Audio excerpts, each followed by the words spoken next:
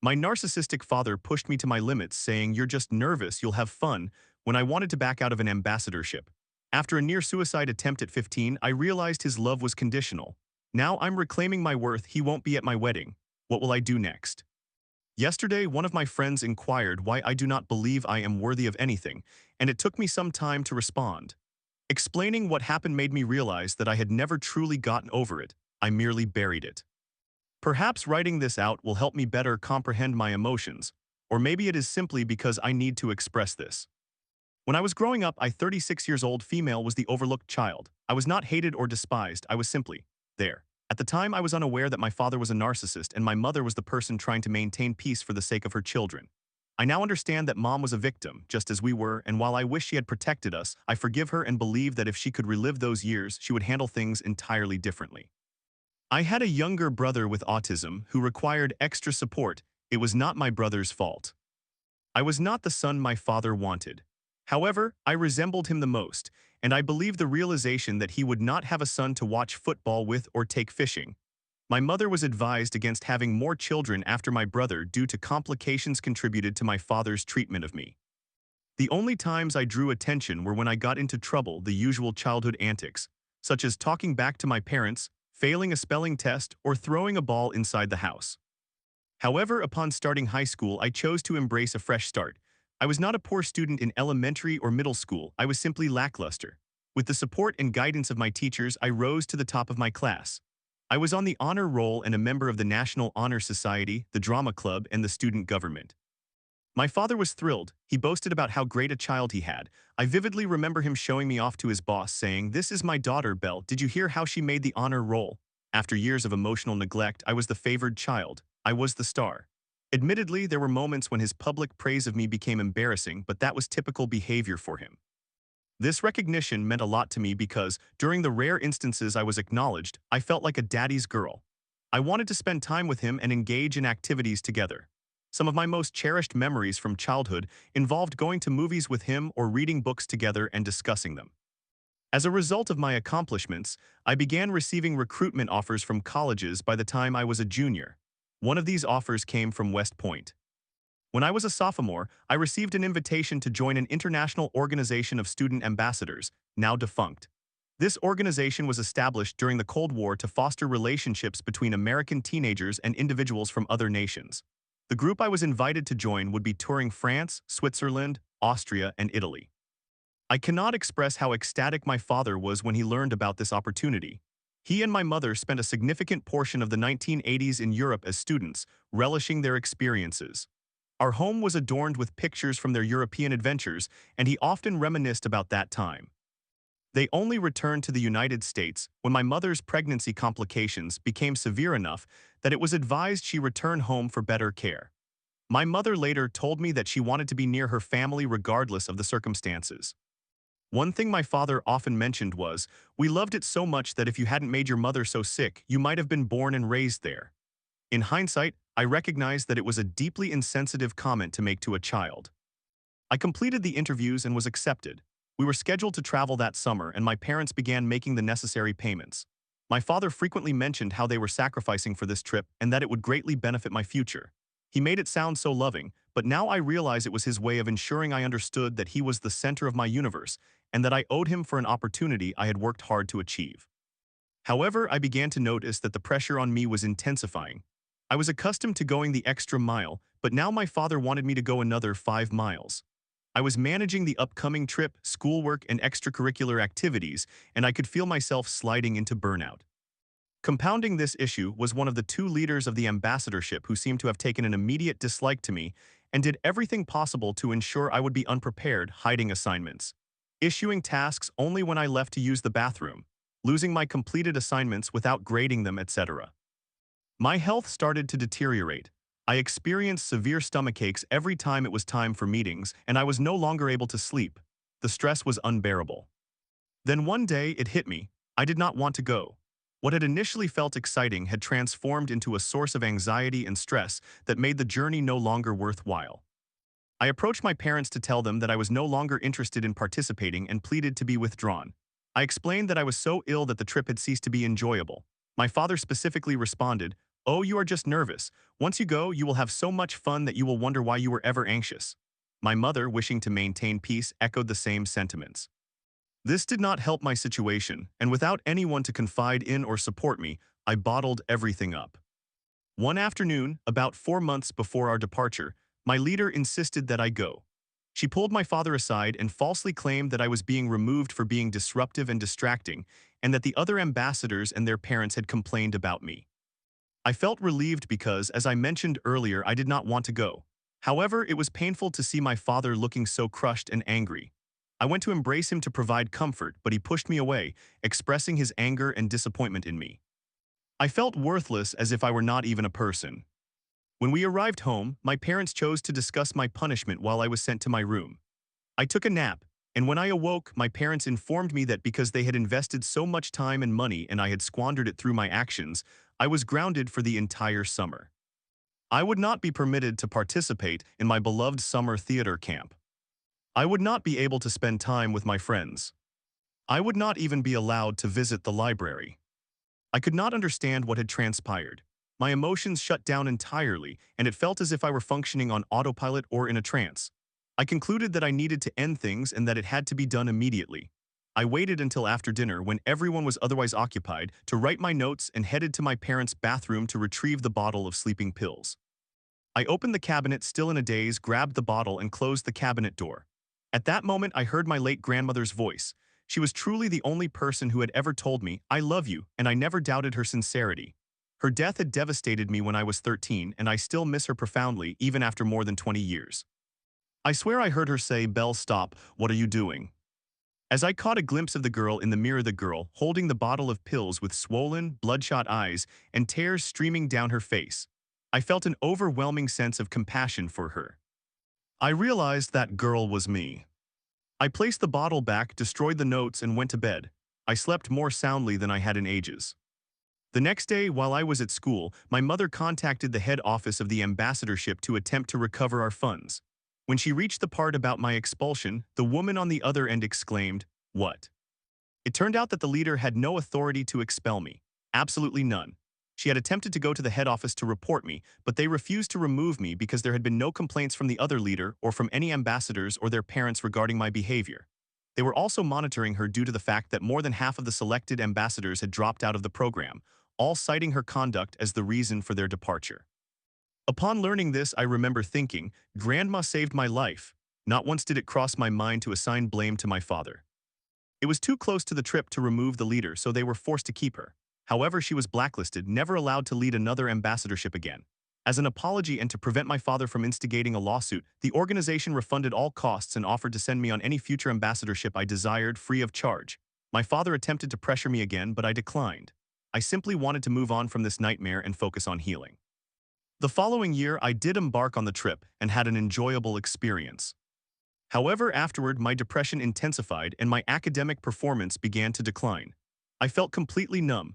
I often describe it as if I had died, yet my body had not received the memo. My father was furious with me for seemingly throwing my future away, criticizing me for not amounting to anything.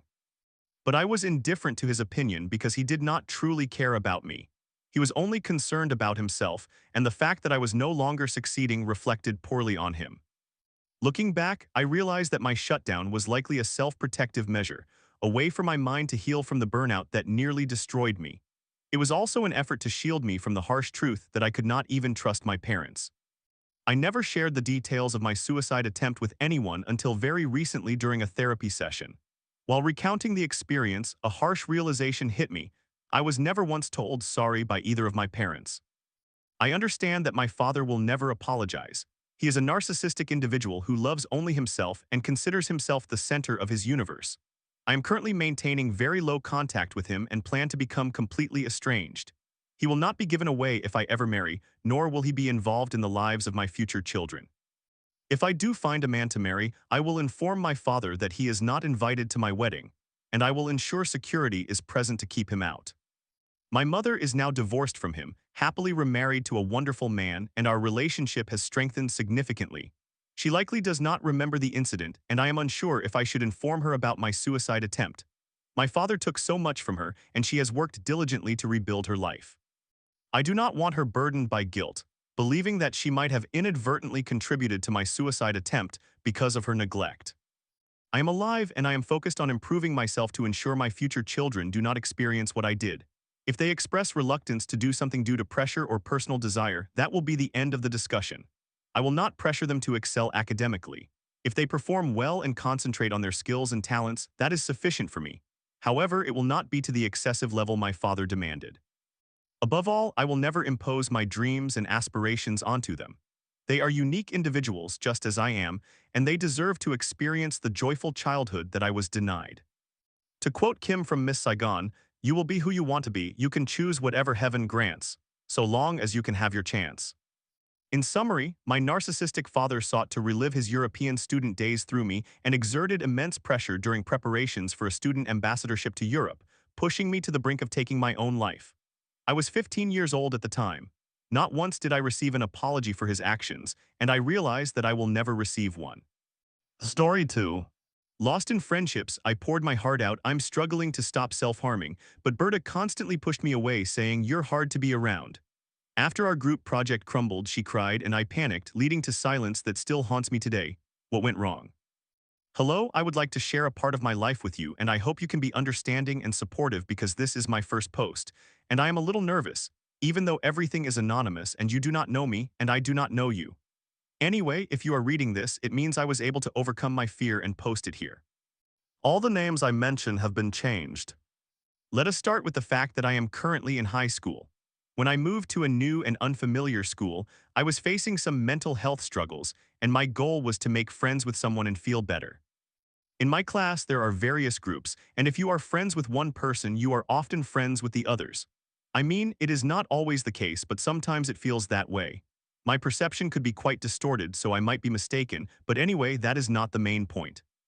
In my class, I became friends with two boys, let us call one of them Richard and the other Michael, and with a girl who had similar interests, let us call her Ada. Initially, we did not talk much, but over time I grew closer to them, and I also became friends with another girl, let us call her Berta. Michael and Richard were always together, but I often hung out with them as well. Berta and Ada were also often together, and I spent time with them too. Thus, it felt like we all formed a group, as each person was different yet similar in their own way. Once we all became a group, I felt happy and began wanting to go to school more and more also because I had a crush on Richard at the time, and I especially tried to spend most of my time with him. Keep this detail in mind. Because of my mental health issues, I often felt sad, and sometimes I asked people to hit me since I had forbidden myself from self-harming after doing it every day for about 3 weeks, spoiler alert. I ended up returning to self-harming, and it will play a slightly important role in this story, which I will mention later. I slowly began to open up to my friends and they discovered some of my problems.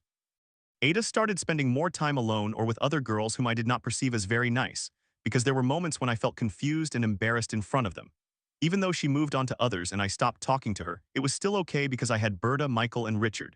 Occasionally, there were conflicts between Berta and Michael Richard where they seemed to despise each other, but there were also times when things were fine, so I did not pay much attention to it. As I mentioned previously, I liked Richard. After one particular moment, I decided to confess my feelings to him, and it turned out he liked me too, but only 30% romantically. The remaining 70% of his feelings were platonic. However, from that moment on, he began to develop stronger feelings for me and naturally wanted to spend more time with me. Simultaneously, Berta also wanted to spend more time with me because I was always with him, and she expressed her frustration that he was intruding into our conversations, which she really did not appreciate. This led to both of them wanting my attention while disliking each other. After the event I will describe next, they both sought to spend more time with me, Richard because of his romantic feelings and Berta due to the loneliness she felt. There eventually came a moment that marked the beginning of how I lost my friendship with Berta. Yes, just a heads up. Our class had a project where we had to build something collaboratively, and we decided to work on it as a group. I purchased most of the supplies and constructed houses using sticks. Berta created the walls and added stones to them. Michael did not really contribute much aside from bringing a utility knife. We did not clearly communicate with him about what he should do, so there was little left for him to work on anyway, even though that was somewhat his responsibility. Ada was with us making clay figures and cutting up cardboard, although we ultimately did not end up needing the cardboard. Richard worked on the artificial intelligence-generated image, which was also part of the project. Initially, things were enjoyable, and even though we had not finished the project, we were having a good time while Berta continued with her work. However, I had already built all the houses, so I had done my part. One day after another group meeting, Berta decided to take all the houses home with her, and we all went home as if nothing had happened. Then suddenly she texted me, saying some of the houses had fallen apart and she did not know what to do. I replied, "If it is that serious, I will fix it myself," and oh my goodness, how wrong I was. We agreed on a time, and when that day arrived, the day right before we had to present the project, I was exhausted from an earlier event that had drained me, and I decided to lie down, thinking I would rest for just a moment. However, when I woke up, a whole hour had passed. I looked at the clock, was surprised, and felt a bit scared, then checked my phone. I had about 6 missed calls from Berta, and she indicated that she had waited for an hour like a fool and had ended up doing everything herself. Once I realized this, I felt so hurt and ashamed. I began crying incessantly with guilt, asking if I could come over now and how I could make it up to her, but she told me there was nothing to fix anymore and made a comment about fate, which I did not quite understand. The next day, when we were to turn in the project, I was anxious, and when I saw it, it was in terrible condition. Michael asked what had happened to it, while Berta appeared irritated and I believe even cried. This, for some reason, made me angry. It frustrated me that she was crying while I was holding everything back. Perhaps it was because of her attitude. She is loud, talks to everyone, and her previous friends ignored her. Some people made fun of her for various reasons, while other girls completely refused to speak to her. Still, none of this justifies how she acted, blaming me indirectly, claiming she did everything by herself and making sarcastic comments like, "There is this thing called an alarm clock." While I was crying to the point of exhaustion, struggling to walk, and my eyes were red from endless tears. When the teacher asked us to present our project, Berta simply stated that she would not. And I, with a trembling voice and body, said I could not and began to cry. She called our entire group outside, and while we were standing there, I sat down, shaking, crying, and whimpering like a puppy as panic overtook me. She came over to ask what was wrong, but every word I attempted to utter came out in tears, and she told me to go wash my face. Eventually, Michael and Richard were reassigned to another group and had to start everything from scratch because Berta claimed she completed all the work herself. After that incident, she instructed us to determine what to do with the current project, and I took a piece of paper and left the classroom. Berta sat on a bench crying, shouting that it was her project and that she did everything, while I, in front of the teacher, humiliated myself by crying, apologizing, blaming myself, and insisting I would handle everything on my own even though I felt utterly drained. She yelled again, which caused me to become more stressed. Ada was with us but not as exhausted as I was. Additionally, I forgot to mention something crucial. Berta once told me that I am difficult to be around because I frequently talk about wanting to hurt myself, and in a way, she is correct. I did discuss it often. I openly shared my thoughts about self-harm. For instance, once I lost my bus card for the 3rd time and stated I would hurt myself so severely that the marks would remain for 2 days. I do not engage in anything extremely drastic, so for me that is a significant issue. Another time, I mentioned that I would be getting braces and that I would no longer be able to self-harm by biting myself, which made me feel very sad. Berta offered me advice several times and explained that self-harm is not a healthy coping mechanism, but simply telling myself no does not work. It is not as easy as it sounds. It is not precisely an addiction, but it remains very hard to quit. While she was offering this advice, I failed to follow any of it, or I would completely forget, which frustrated her too. Returning to the main point, both Richard and Berta wanted to spend time with me, but since I enjoyed being with Richard more, even though by then my feelings for him had become more platonic, he had nearly completely developed feelings for me. His mood started to decline more frequently, and he even began self-harming. Because of all this, I wanted to help him, so I supported him while Berta felt lonely. I simply did not know what to do, especially since I enjoyed being with him. I was already on edge, and Berta was pressuring me and expecting me to resolve everything despite my actions, only making it worse by saying I would speak to him so that we could all be together, yet never actually following through. I believe I am not the only one who occasionally mishears things, forgets, or hears people but cannot properly process the words, so I would ask Berta about things that had been said literally just a moment ago. She would respond with something like "fuwak," indicating that I was foolish, and these moments increased, leading her to eventually stop responding to me. I would silently criticize myself, feeling guilt and shame for my questions and for who I was. Each time, I was scared to say anything due to my fear of her judgment and misunderstanding, which only deepened my fear of rejection and isolation, even though I was still only speaking to them. Ultimately, Berta and I completely ceased communication and now ignore each other. Now, when I see her, I feel uncomfortable. She irritates me. I perceive her as being above me because she does not fear judgment. She is free and follows her passions. She dances and performs, while I hesitate to even say I dance if someone asks. I simply state that I listen to music. She works hard and studies with great dedication while I barely study and often complete homework at the last minute. Even when I do put in effort, and I have heard that sometimes I get higher grades, it still feels like she puts in more work than I do, especially since I have significantly more free time than she does. She even takes care of her skin while I only wash my hair every 3 days or more. Please do not judge me too harshly for that. I also want to add that each time I look at her, I feel guilty because it seems like I complained and whined without taking any action or making any effort to improve things. And while I am unsure if that is accurate since I have forgotten, I feel as if I did not do enough, did not strive to understand her or provide her with adequate attention, even though I did sympathize with her when she shared difficult experiences with me. Perhaps I did not empathize as much as I should have. Did I genuinely care or was I merely listening? How good of a friend was I? Although I gave her gifts and knowing we no longer speak, I still purchased birthday presents for her. This has turned out to be very lengthy, and if you have read it to the end, thank you so much. I would love to hear your thoughts because I have always wanted to share the complete story of my life and the situation I currently find myself in, not with artificial intelligence, but with a real person. Story 3. I lost the love of my life over a dumb, edgy joke. I reshared on X my heartfelt goodnight, I love you was left on scene and she dumped me without a word. How did it come to this? Was it really just about that post or was there something deeper? A 21-year-old male was in a relationship with someone I genuinely believed to be the love of my life, a 20-year-old female. We shared the same faith, had similar values, and connected on a level I had never experienced with anyone before. She was shy, soft-spoken, kind, and possessed a calming presence that I truly admired. I envisioned her as my future wife, someone with whom I wanted to build a peaceful and happy life. Our relationship had depth. We made mutual promises, not just the significant ones like resolving disagreements and never giving up on each other, but also small commitments such as never leaving each other on read and always sending a good night message to check in before bed. These small gestures were significant to both of us, as they fostered a sense of security and connection. However, about a week before the relationship ended, she went to stay with a close female friend for a while, and during that period I sensed a definite shift. She became distant, our conversations slowed, and her energy changed. I refrained from pushing her, assuming she was simply enjoying herself and needed some space, so I allowed her that. Yet one night I sent her a simple goodnight message expressing my love. She read it but did not respond. In a relationship where we had both agreed that such gestures were important, her silence felt like a warning sign. The very next day she saw a post I had reshared on social media, a dumb, edgy joke that someone else had screenshot and posted on X, formerly Twitter. It carried a dark humor vibe. I did not think twice before reposting it. To me, it was merely an edgy joke, not a personal statement, not an attack on women, and certainly not something I believed would be taken seriously. The post in question was, what type of person did they use to have to make a man throw his jacket over a puddle? However, she perceived it differently and took it very seriously. She told me she felt disrespected and hurt, and that the post made her question the kind of man I was. Subsequently, she ended our relationship, instructing me not to contact her again and deleting me from all platforms. There was no conversation, no consideration, she simply cut me off completely.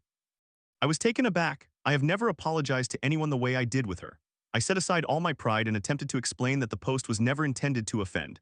I reminded her of the way I had always treated her with respect, love, and consistency. I even maintained silence after she told me not to call her, as I believed I was respecting her boundary. I did not pursue her further, while she implied that I should have reached out and called her despite her request.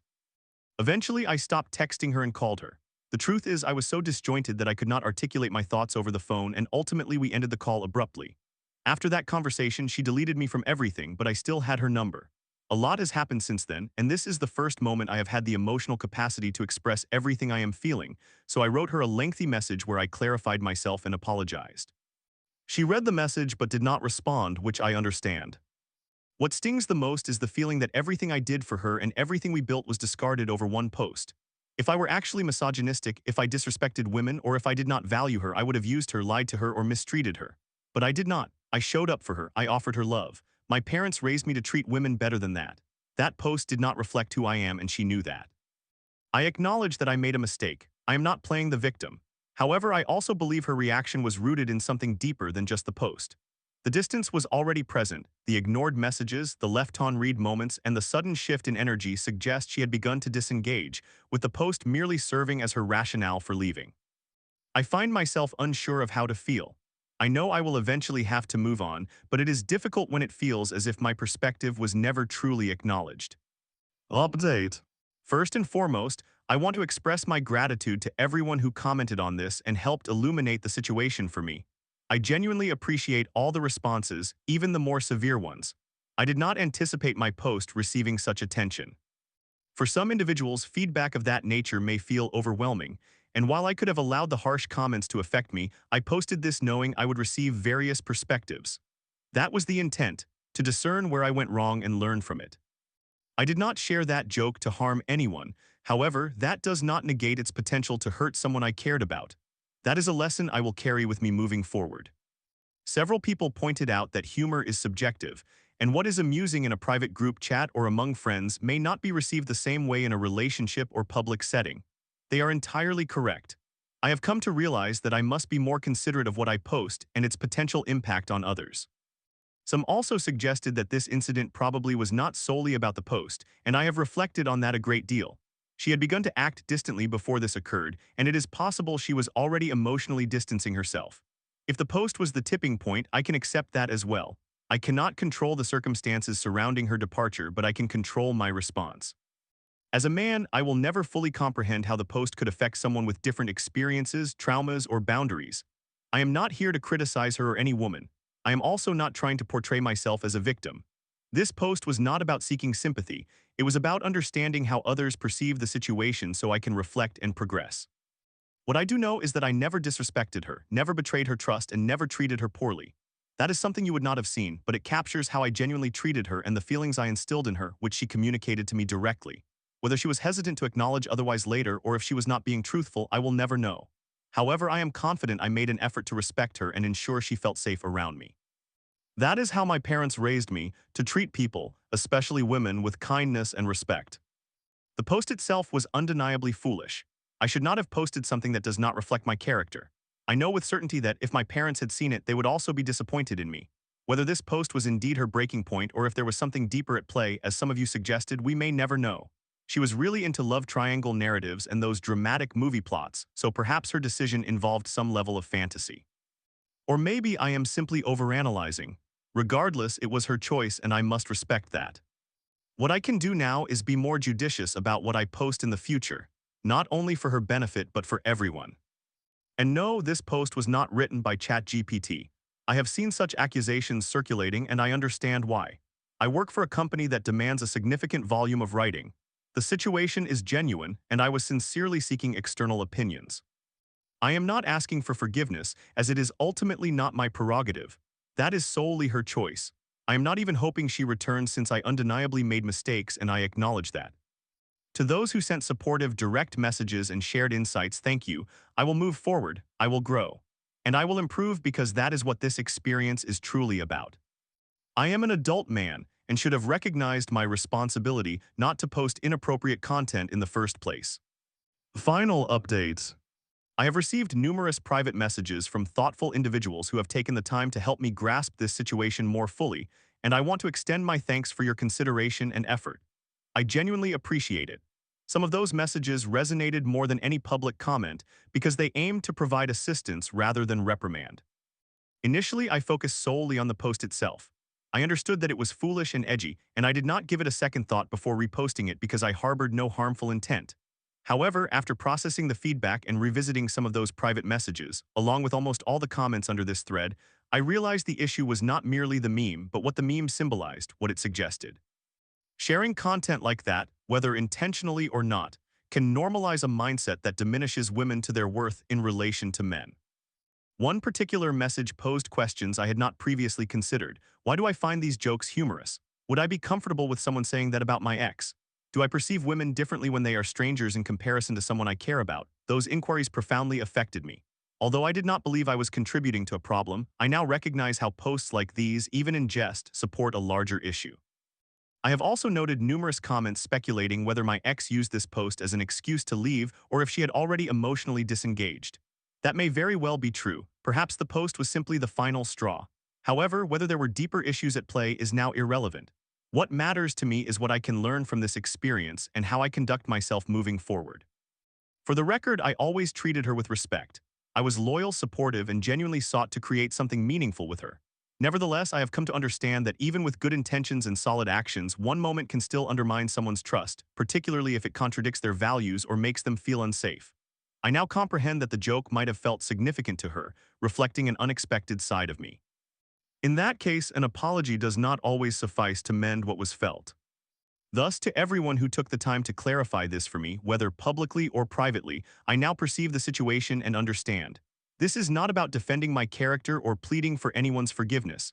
It is about personal growth. I am not perfect, but I refuse to be the same person I was prior to this. I will proceed with greater awareness of what I say, share, and represent, not only for the comfort of others, but also for my desire to improve myself. Thank you to everyone who has engaged by commenting, messaging, or sharing their viewpoints. Whether you were direct, critical, or empathetic, you have assisted me in recognizing aspects I had not previously considered. I sincerely appreciate it, and I walk away from this experience with a clearer understanding and a commitment to do better, not just in future relationships, but in becoming the man I aspire to be. I will not provide any further updates on this post, or perhaps I will, it is uncertain. Regardless, thank you very much. Peace. Story 4. I fell for Lucy, my coworker, just as she escaped an emotionally abusive relationship. You'll never find anyone better than me, her ex told her, and now, as she battles guilt and trauma, I wonder, how can I help her heal while keeping my heart intact? Trigger warnings. Emotional abuse. Sexual assault. Summary: I have been involved with my coworker, and it has revealed many issues. I, a 31-year-old male, need assistance in deciding how best to support my friend and coworker, Lucy, who is a 34-year-old female. This is a lengthy narrative, so please prepare yourself. I pose a question at the end. I first met Lucy approximately 1 year ago when she transferred to my workplace from another location within the company, along with her then partner, David, a 44-year-old male who also worked with us but held a higher position. I collaborate closely with Lucy daily, and while we became friends, we were not particularly intimate initially. I always found Lucy to be pleasant and incredibly attractive. However, I did not see a reason to develop a closer relationship beyond the professional due to two factors. First, we worked together, and as we all know, that does not always end positively. Second, she was in a relationship with someone she appeared to be happy with, and we both interacted daily. Consequently, our interactions continued pleasantly without any substantial changes for a time, until I began to notice my feelings for her intensifying. As I got to know her better, we developed more inside jokes, and I began to desire her more intimately. Then, about 2 months ago, everything shifted. Initially, Lucy confided in me that she often felt excluded from the group social events that some of us from work engaged in weekly. I did not share this with her, but the primary reason for her exclusion had little to do with her and more to do with David. David was not well liked at work, and people were hesitant to risk him attending these events. Regardless, I apologized to Lucy and promised to include her in more activities in the future. The next significant change was Lucy's breakup with David. This was apparent early on when she was seen moving into a new house by a coworker, and subsequently, she enlisted a large group of us to help her remove her belongings from David's residence. The breakup was not a surprise to anyone, as Lucy and David always seemed like a mismatched couple. Additionally, Lucy was generally well liked at work, while David was mostly disliked. At that moment, I came to realize my feelings for Lucy had developed. However, I felt conflicted. On one hand, I was eager to invite her out. On the other hand, I understood she was newly single from a 3-year relationship and likely needed time to process her situation. Thus, I decided to proceed slowly. The first step I took was inviting Lucy to a group social event. However, she was unable to attend as she was visiting her parents that day, unaware to me. She responded positively to the invitation, so I continued to ask her to social gatherings. After one of these events, Lucy asked me if I enjoyed hill walking, to which I affirmatively responded. A few days later, we went hill walking together and enjoyed lunch at a cafe. This was the first time we spent quality time together one-on-one. Fearful of rejection, I was terrified to ask her for a proper date, so I refrained. This continued for a while until one night when a large group of us from work went out drinking in town. Lucy was present, and we ended up dancing together at a club. After most of our coworkers had headed home, Lucy began dancing closely with me, and I could tell from her gaze that she wanted me to kiss her. I took the plunge, and she returned the kiss.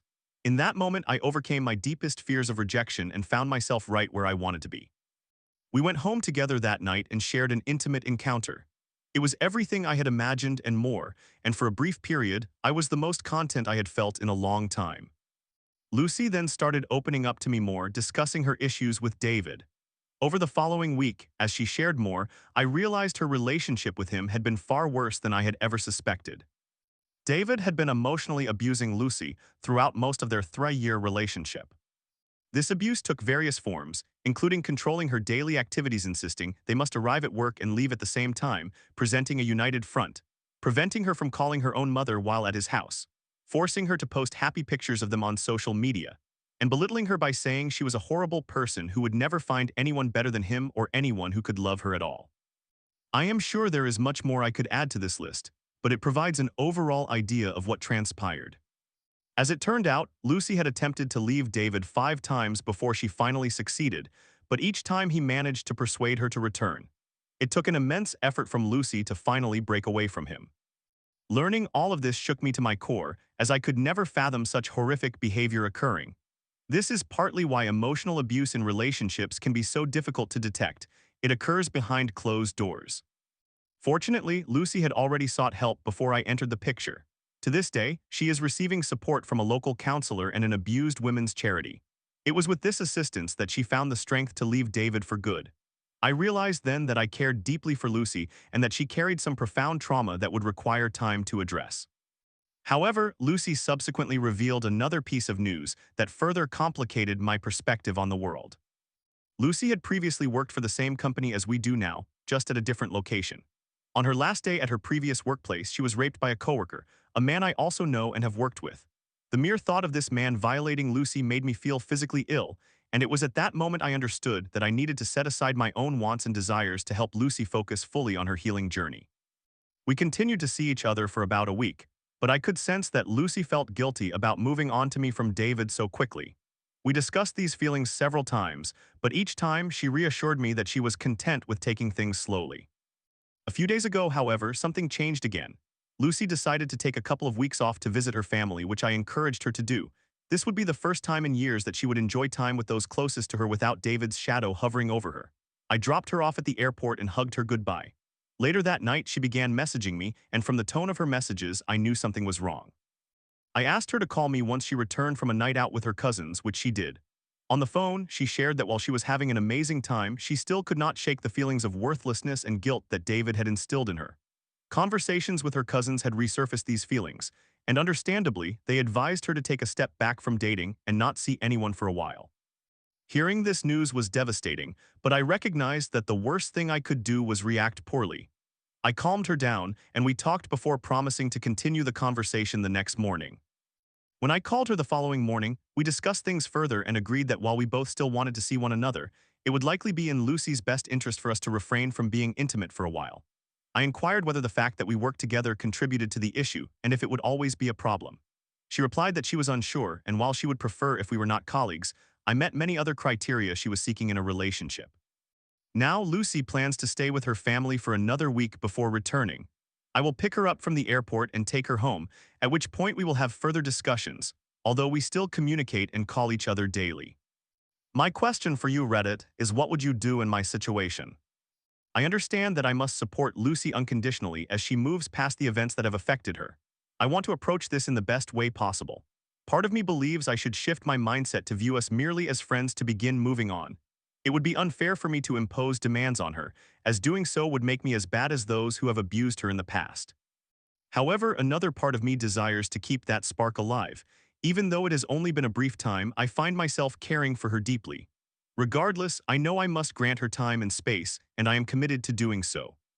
I am considering writing the following letter to her. What are your thoughts? Lucy. As you know, I sometimes struggle to express my thoughts clearly.